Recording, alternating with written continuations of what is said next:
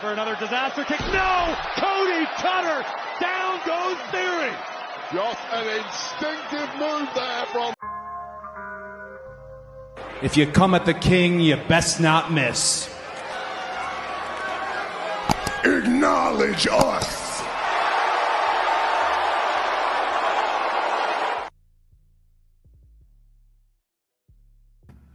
Hey, it's the Red Carpet Reign featuring TBK, the Turnbuckle King. We are here. We're here to talk about today. We are going to talk about WWE SmackDown, the most recent episode of Friday Night SmackDown. We're going to talk about SmackDown. Kevin Owens scares Cody Rhodes ahead of Bash in Berlin. We're here live from not just YouTube, but X and Facebook as well. We are here. We also here on make sure that we're going to talk about the bonus round. And the bonus round is who's answering LA Knight's open challenge for Bash in Berlin. We're going to talk about it. So we'll talk about that. We'll go over SmackDown, go over what happened. And like I said, Bash in Berlin is literally around the corner. We are definitely got that coming around the corner. So you guys definitely stay tuned for that. But other than that, though, guys, thanks for coming into the ring. Get the likes as you come into the ring. We are going to talk about SmackDown. And we got one more SmackDown, and I mean one more, before Bash in Berlin, which will be next Saturday. So let's check that out. Let's make sure you stay tuned in of what's going to happen next on SmackDown and Raw. But other than that, though, let's go over the match card and let's see what SmackDown exactly was about. Let's get into that shortly, and let's see what happened on the card. Let's get into that. Appreciate you guys coming out. Let's look over that real briefly.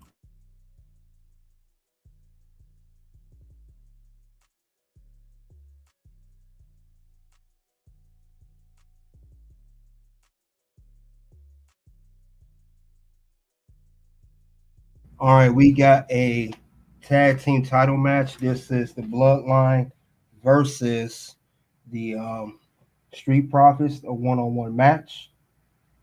We also got here a one-on-one LA Knight versus Santos Escobar. Then we have a women's tag team title match. We have Isla Dawn. Well, not a tag team, but a six-woman tag. Isla Dawn and Blair Davenport versus Bianca, Naomi, and Jade Cargill. So we have that as well. But other than that, though, guys, let's tune in. We'll go over what happened on SmackDown. And, of course, I'll give my final review on SmackDown. And then, of course, we are going to also talk about what went wrong with SmackDown. Let's get into that. Let's go over the beginning of the show. Now, as we know the beginning, we got SmackDown starting off with the Grayson Waller effect. Now, Grayson, Waller, Austin Theory, they came out. They asked Cody Rhodes to come out, and they said they are questioning Cody Rhodes and how he does business, and they saying that you need to reassure yourself because they think he's using Kevin Owens to get over. That was crazy. But other than that, when he said that, Cody Rhodes came out. He was just irritated. But Waller said that he's tired of Cody Rhodes taking time to pose and say his catchphrase. He said that Cody Rhodes is selfish, and all his friends like Randy Orton, Kevin Owens are getting beaten up by the Bloodline because of him. Did Grayson Waller have a point on that? But Cody Rhodes, he came out and he said he flipped it on him. He said that he's not trying to use Kevin Owens. And then he played an important part too, where he showed what Kevin Owens, he showed his history. Remember, Kevin Owens always turned on all his partners or people he aligned himself with. And he had a video of his betrayal. You guys remember, Kevin Owens has had a history of turning on people. You guys remember that. He turned on he turned on Sami Zayn at NXT. Chris Jericho, Cena he turned on. and Kofi Kingston, and they saying he may do the same thing to Cody Rhodes coming up. Now, it's questionable he may turn on Cody, but Cody said that he has not used Kevin Owens. And Cody seemed, like I said, was real irritated. Then Kevin Owens came out. He said he's not going to do that to Cody Rhodes. Cody's different. We went down this road before. A lot of people have said that, but when they said that Kevin Owens, he came out, he talked to Nick Aldis saying, "Can I go attack the 8-10 out under?" They had a match and everything coming up, so it was interesting. But next thing you know, they had the match for the main event. Kevin Owens asked Nick Aldis to make it official, and it's official for later tonight. It'll be Kevin Owens and Cody Rhodes teaming up to go against 8-10 down under. So that will be scheduled later. This is Kevin Owens and Cody attacking them. And Cody Grayson Waller, as you see, he bumped Kevin Owens into Cody. Cody looked kind of concerned. Cody's trying to hit the crossroads on Grayson or Austin, and Kevin tried to hit the stunner, and they both got out the ring. But definitely interesting to see how they going in there. Definitely interesting. Tater Tot, salute to you. Welcome coming out. But we're going to get on to the first match of the night. In the first match of the night we got here is LA Knight versus Santos Escobar 1-on-1 for the United States Championship. Now, it showed here that LA Knight, he's tired of Santos Escobar running his mouth. He's tired of what he's done in the ring, all the sneak antics, all of that. Now, Santos had his stable. I think it's Legado del Fantasma, however you pronounce it. This was actually a solid match. Now, at the beginning, when LA Knight came out, Angel, Garza, and Berto attacked them. But long story short, themselves, Garza and Berto and Electro Lopez all got jetted for ringside. They all got jetted for ringside. It was all of that. And then next thing you know, that caused Santos be distracted. I know that LA Knight, the megastar, hit the BFT or BFD for the win. He retained his belt.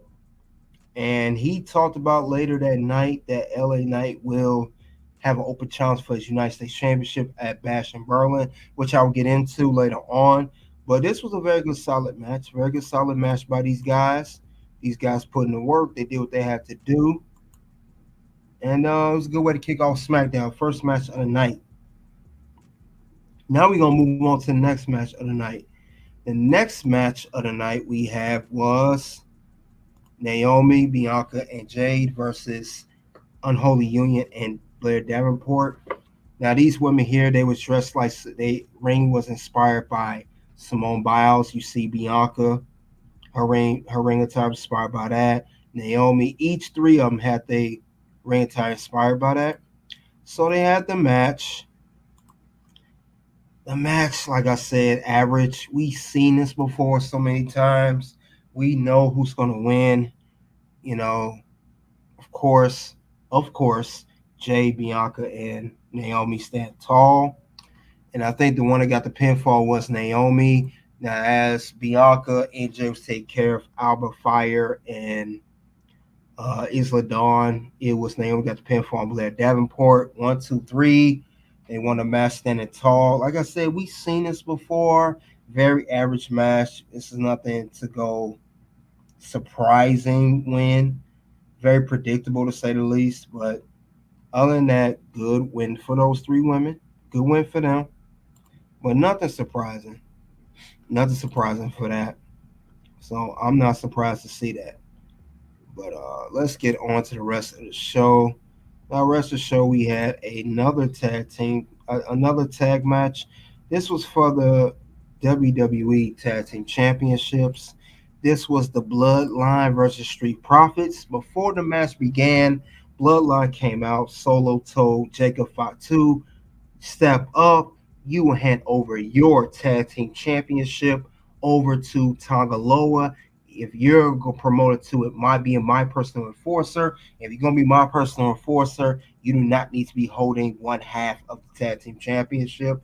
Jacob did not look too pleased about that.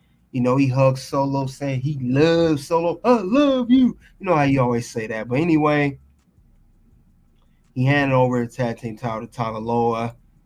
And Tangaloa, we know, has not been the best competitor. So I didn't, and it seemed kind of funny there, but that's how they want to do it.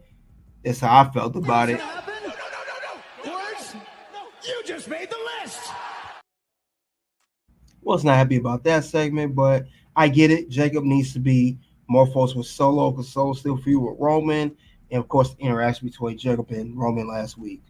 So they had a match against Street Profits. They came out right after. They ready to fight.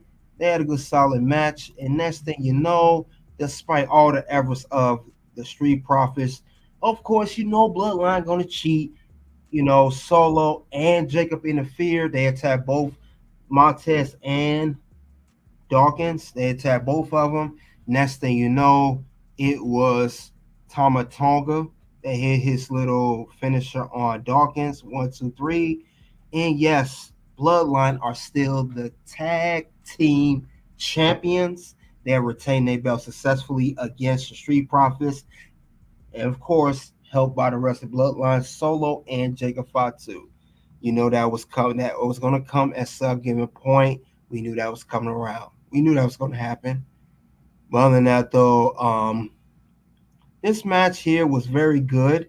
Street Profits also put a good show. I liked how Ford and despite that they knew Jacob and Souls interfered, they handled business outside the ring. They were still Montez did a good somersault. I think he did somersault, a good dive from the top of the ring. But they had the most momentum. More Ford was doing his thing, but you cannot beat Bloodline like that. They always going to outnumber you. We've seen this since beginning with Roman. It's going to be hard to beat this particular group of men. It's just hard. Ain't no way around it. That's the way it is. But other than that, though, guys, Street Profits have put up a good fight, but they couldn't get through. And then, Jacob Fatu as well. Back to Jacob Fatu. He's wrestled with that boot. And it's crazy because, that's another reason I think storyline they had him give up the belt because he had that boot on of hurting his foot storyline. But other than that, though, guys, Street Profits fall victim to the Bloodline. Bloodline retain their championships despite putting up the good effort. Now let's go over the rest of the match card before we get to the main event. Let's go over that real quick. Let's see. Now, let's see if there's anything we missing. I think this is everything. Now, I know, too, that we had Andrade and Carmelo interaction. They had a little interaction as well. Let's not forget about that. We had Carmelo. He was doing a promo side barbershop. Him and Andrade had a face-to-face interaction. They was broken up. I don't know what's going to happen next exactly with those men, but they definitely had that as well. So I'm going to see what happens further along with that. But other than that, though, we saw plenty of stuff going on with the show. But there ain't too much more. Like I said, I explained everything else.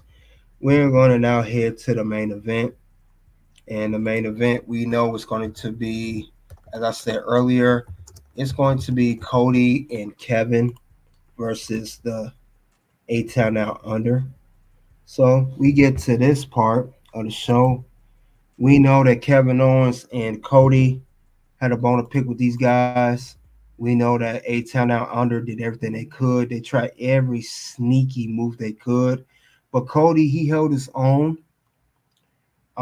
He took care of Grayson Waller, made him look good.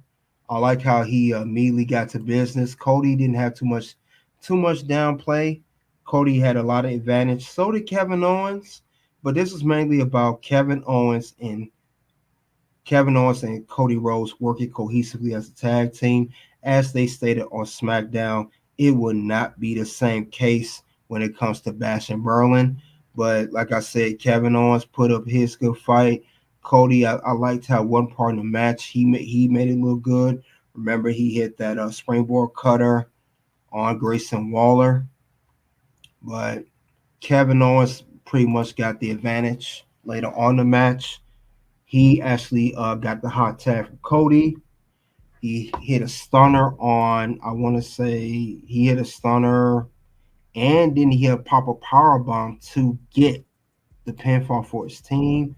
But this was a very good match for the main event. Very good very good match for that matter. So I give credit's due that Kevin Owens and Cody Rhodes, they worked well as a team, despite what people say. And they also made Grayson and Austin look good.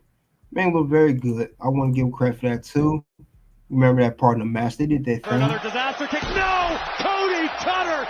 Down goes Theory! Just an instinctive move there from Cody. So definitely it was a solid thing with those two. But other than that, this was a very good match. Very good solid match between KO and Cody teaming up. Now we saw a tease, which they played as well. It was a tease of a turn. Remember, Kevin Owens looked like he was going to.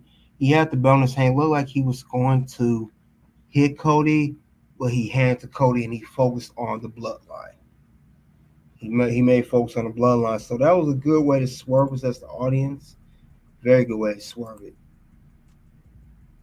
Salute to you. I am Fendel. Salute to CSC Wrestling. Salute to you guys. But yeah, this was a very good way of the Kevin Owens and Cody. This is a very good story, I might add. These guys are really putting in work. These guys are taking it to the next level. So I give them much credit for these guys.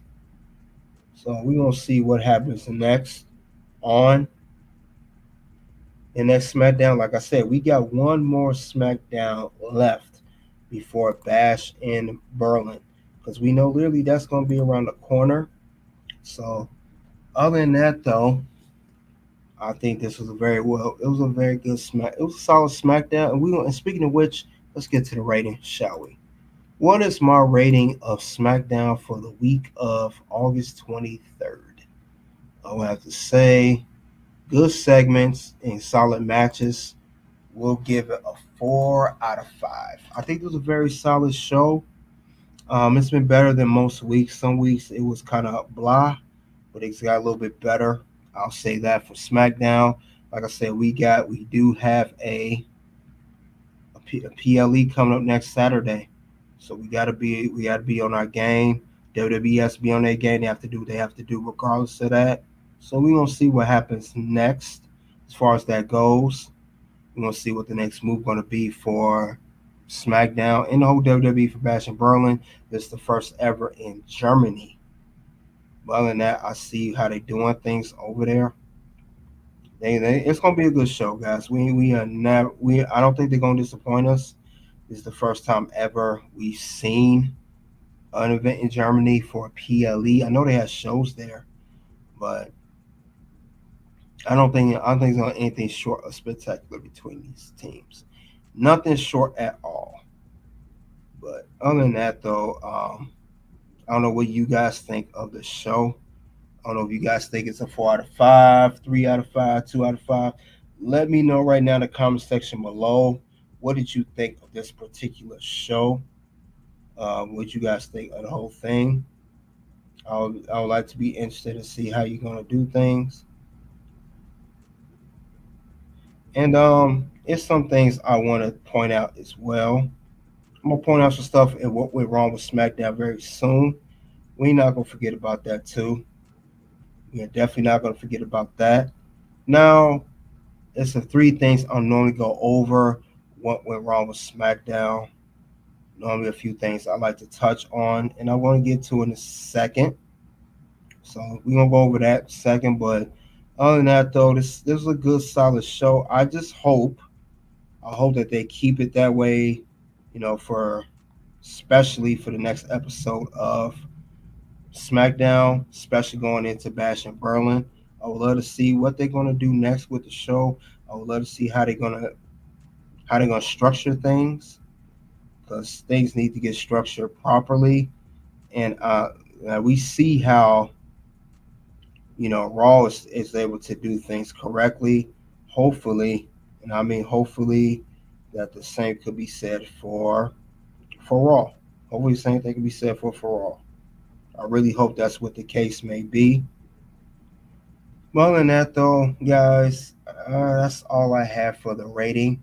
And also, guys, as well, if you haven't already, you can always go on Red Carpet Rain. Always put a post on my channel of what you thought of SmackDown. Always say what's your opinion, what you thought of the show. I normally put a poll out every Saturday, actually. Same like I do with Raw. Raw would be that Tuesday, and SmackDown would be that Saturday, like today, for example. Matter of fact, speaking of which, I do have that out right now. Just to bring that up, you guys could check out the poll if you're watching on playback right now. You could check and see what would you rate SmackDown. What do you think of the show? Let's see what people have said so far about SmackDown. Let's see what they said thus far. They said 75% of people gave it an A, 17% of people gave it a B, C is 8%, and then D and F, no one's voting anything. Like I said, get the votes up over there. Check that out. I would like to see what you guys have to say regarding SmackDown. If you thought it was a solid show, subpar, average, whatever the case may be, take time to do that. Always keep those polls going. And I'm starting to have it on X as well. X, I know I think I just started over there. People that are X listening. Well, than that, though, check that out and see how that's going to go. Well, than that, though, that's what I have as far as the rating for the show. So check that out. Let's go over, however, in a second, what went wrong with SmackDown despite the good review. Let's go over and see what happened. Brutally honest, good red salute to you. Appreciate you coming out. So let's actually go over what happened with the show. Let's see what is the problem here. What things that I noticed with SmackDown that could have been better or possibly better. Let's get to that shortly. What is the whole deal here with that? All right, I got a few things I want to cover. And like I said, just because it's a good show to me, I can't put my opinion on it. So let's go over that right now before we enter the bonus round. Let's go for that in a second. Now, we don't go over what went wrong with SmackDown in a second. Someone production Luti said look like Kevin's doing the right thing. He needs to become the old Kevin again. We'll see. We'll see what the whole case may be. We'll see what happens though. But let's get to that in a second though.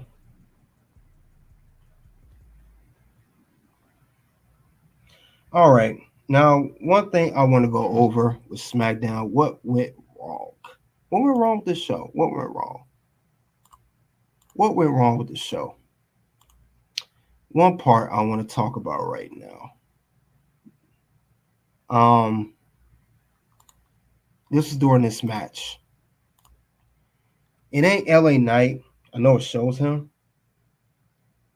If they don't break up this Legado del Fantasma, this stable, whatever you call it, between Santos, Berto, and Angel Garza and Electra Lopez, it's gonna really destroy Santos Escobar as a character. Because this stable, let's be honest, this stable's not getting him over. It's not doing nothing for him. It's actually bringing him down. Now, Santos Escobar, in the beginning, it looked like he was poised to do something amazing and like he was going to do something fantastic. At least I thought so. Boy, was I wrong. He turned on Rey Mysterio. He had the storyline with the LWO. Now remember Rey Mysterio, he was the United States champion before Logan Paul defeated him for the belt. I thought the way they was going to do this was Santos Escobar being the having the mentor of Rey Mysterio being his mentor and all. I thought that at first that he would face Rey and defeat him for that, and that would really start his heel turn as he never gets the opportunity to excel in anything. Rey still opportunity after opportunity from Santos Escobar. And him being with LWO, and it would really build a great storyline with that. I really thought that's where it was going. Boy, was I wrong. Now, ever since then, Santos, he feud with LWO, and LWO went to Raw. Now he has his own stable. He has the Legato del Fantasia, and he has his people. But this stable has not got him over at all. He hasn't got him over. I just don't see it. I don't see anything with the stable that's getting over at all. The stable's not getting over. It's not doing anything for Santos. It's not doing anything for any of them. And I think they need to break it up. We saw tease of it last week. If they do not break up this stable right now, if they don't, I think it's going to be a waste. And it's going to bring Santos down. And I thought Santos would be up. Instead, he's down. So I don't see this stable doing much of anything. They look like they were at first, but it's not. I just don't see it with them. I don't see anything that's helping this stable of any sort. So I think it's a waste. And with that, it definitely goes on the list. There's no way around it. What's going to happen? No. Words? No. You just made the list. So, yeah, I don't see how this stable's going to help either Santos or anybody else. It's been a failure. I think they need to rebrand Santos and do something else. He needs to be rebranded because this stable ain't doing anything for him. So that's one thing I saw wrong with this SmackDown that I've been seeing for a while now. Not just this week, for several weeks. We'll say several months if that matter. But it's not done nothing for him. Nothing at all whatsoever. Nothing. Let's go over the next thing I see wrong. At this point, is Grayson Waller and Austin Theory talent enhancement now? I mean, every time we see them, they're taking L's. I know they were tag team champions. I know they won at WrestleMania. But see, they don't even now this SmackDown they lost good in good fashion. But when are these two going to have a feud against one another? How long are they going to keep putting this off? Let's be honest here. How long is it going to keep going on? Who's tired of seeing this? I know I am. I know I'm tired of seeing it. At least I'm tired of seeing it. This is too much. But I just wish they do that. As I'll say about that. But other than that, though, one more thing I notice now. Jacob Fatu, him and his foot injury. If they sound this foot injury, this brace, how is he still fighting? I know somebody injured is still fighting. I mean, they took the tag team belt off of him. How does that work? So that right there, it goes on the list. That don't make sense storyline. I know he's supposed to be dominated. What is he? Is he Joker mixed with Thanos or something? He never goes down. So that just goes on the list automatically. What's going to happen? No. Words? No. You just made the list. I don't get it. Simone said, I seen All In is happening tomorrow. They said it would be better than Bash in Berlin. It should be. It's their biggest show of the year. It's like their WrestleMania. I mean, it should be better. That's like WWS WrestleMania, and it's going against a AEW Dynasty or a Revolution or something. Should be better. It's one of its big show of the year. Yeah, he's just supernatural. That's unbelievable. You have foot brace, you still super kicking people. So that's all I have for that. We're gonna enter this bonus round in a second. And by the looks of it, we'll stay on for a little bit. But some of them guys we may have to say bye-bye. That may be you, Facebook, unfortunately. We're gonna say bye-bye to you. And let's get to that in a second. Let's get the likes up. Let's get that going.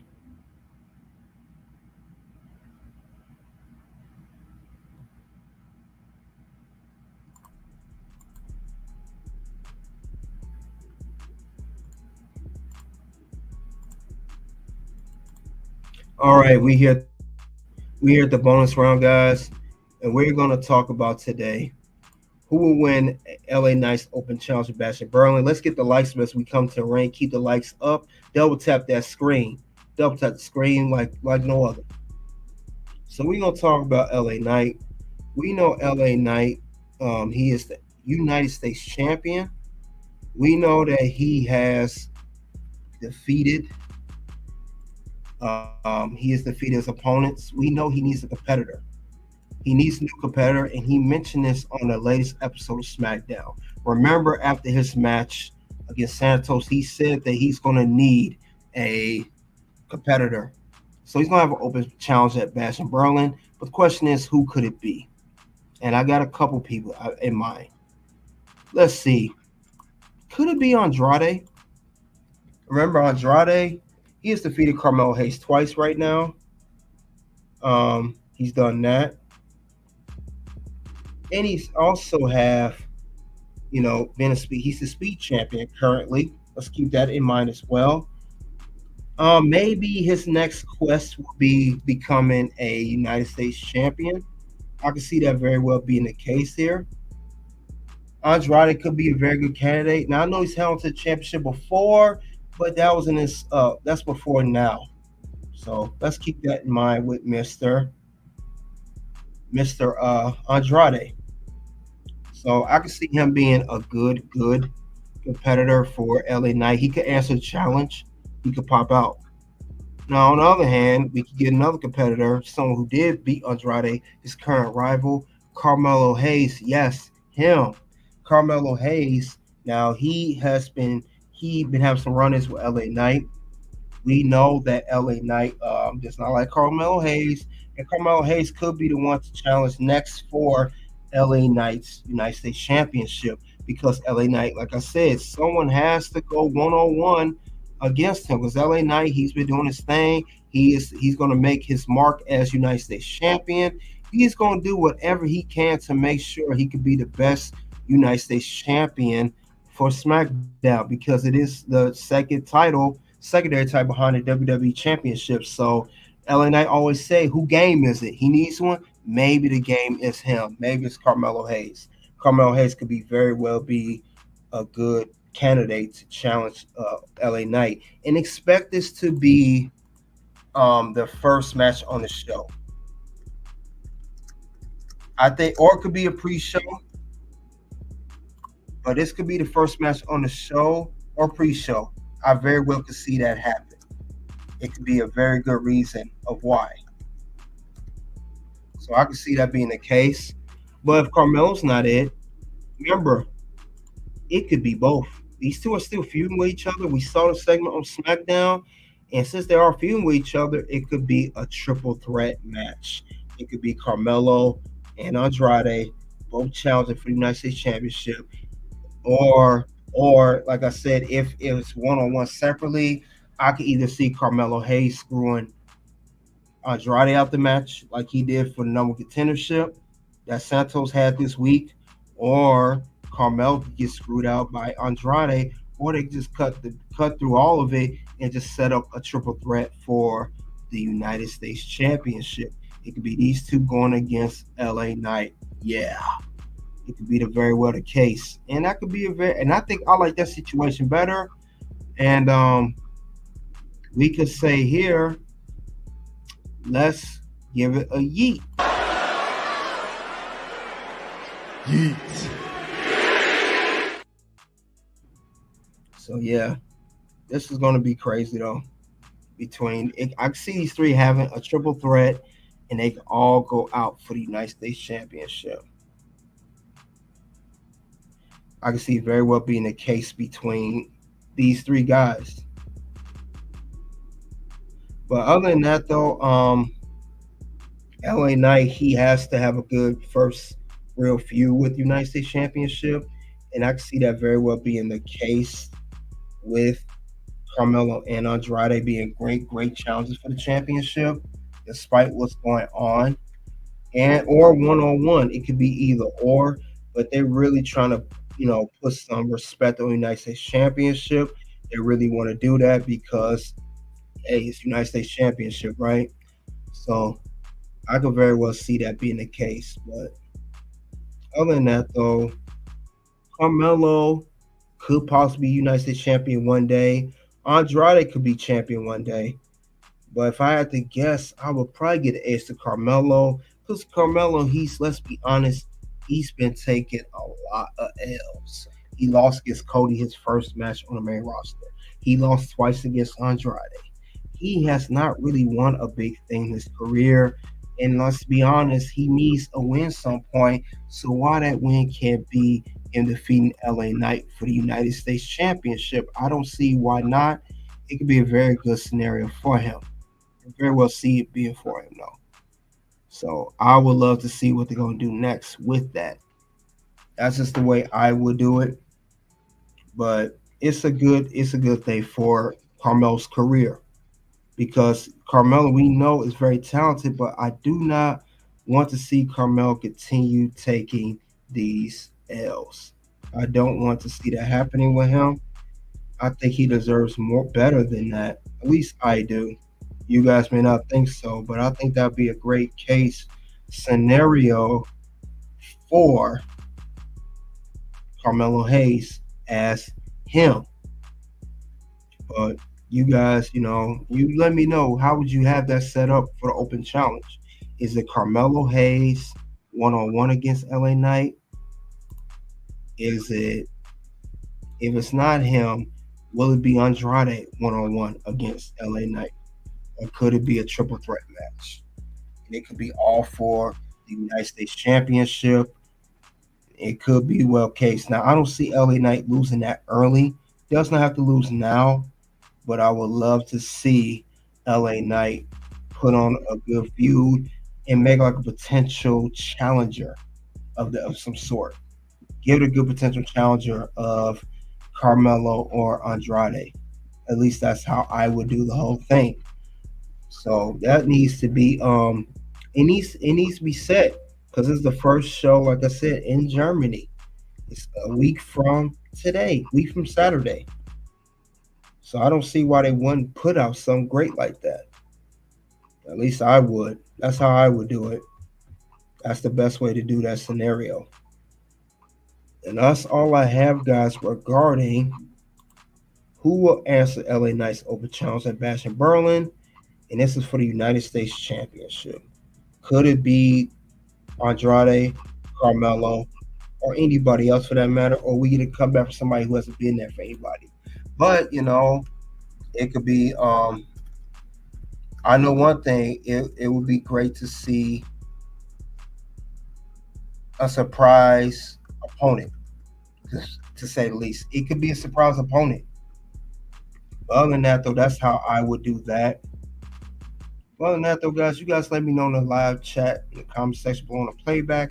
Who do you got? Who will win?